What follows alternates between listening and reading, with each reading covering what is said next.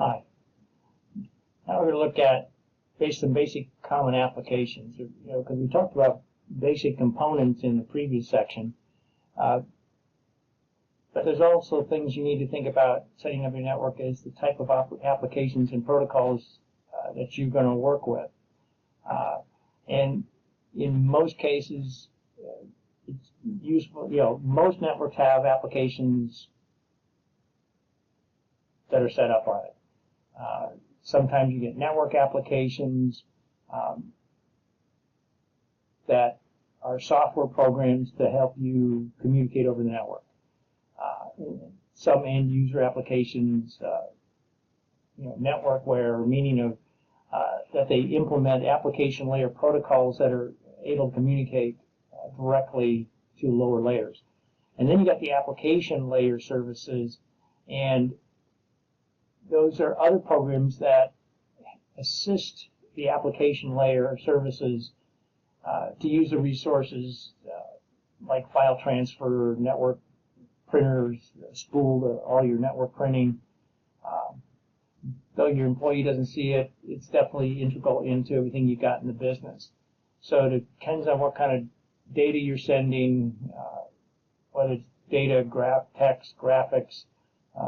All of that has something to think about as far as what kind of applications do you want to see running on your network. You can use, you've all used the task manager in Windows to tell you what types of applications are running in the background that most of us never see. So just something to keep in mind as you think, okay, what types of things are you going to run on this? What kind of applications do you want to run? Now, some of the most common protocols that we use, they involve the network protocols. And those network protocols support applications and services that that we use. Now, network administrators, they're going to want to make sure that they can communicate remotely to the network.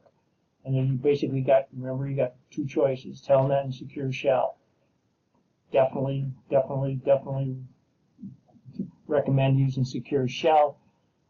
That way, at least you protected yourself as you're dialing in. So when Secure Shell is used, you need to make sure you got a network device and what server is going to be used to, manage those applications. So here's probably a little bit of a layout that some of you probably are going to use in a small network. Now, some of these, as far as the FTP server, email server, just depends on what business, how big you are. How much FTP, how much file transfer protocol do you use? All in all, I think of all the business I've been in, a lot of it's been low. But I definitely, based on the size of your network, recommend the DHCP, an email server, web server, DNS server. The FTP one would be one I would question, but it just depends on what you're doing. And then, of course, when you think about the web server, what do you got to think about? How secure do I have to have it? Can I just run HTTP, or I got to do HTTPS? When you're thinking about that, when you're doing the email server, which protocols you want to run? Okay, we know you have to use the simple mail transfer protocol to get mail in and out.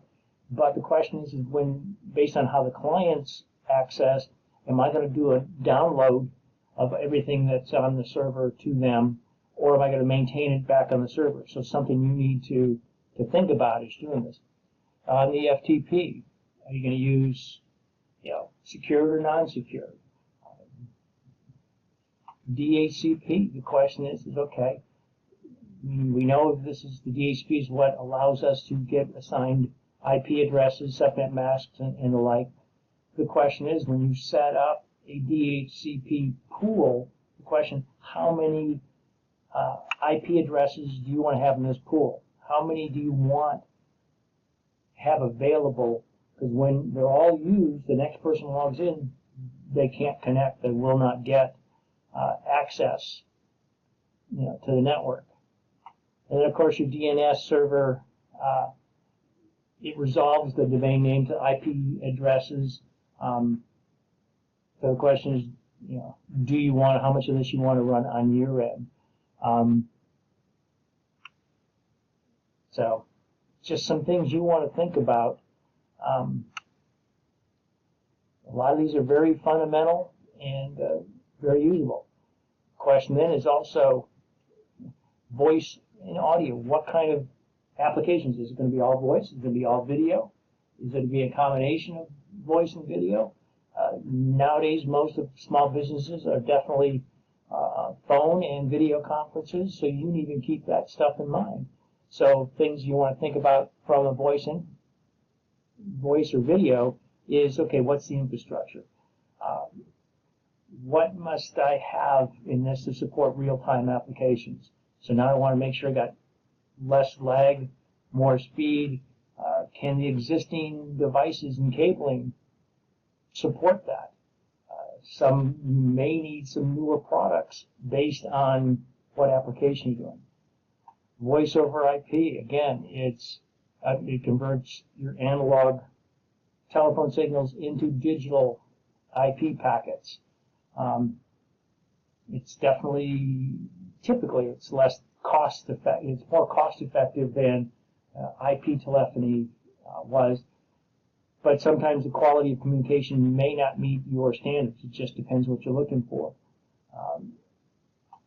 In IP telephony, it converts voice to IP conversation, and it's used with the use of a dedicated server for call control and things.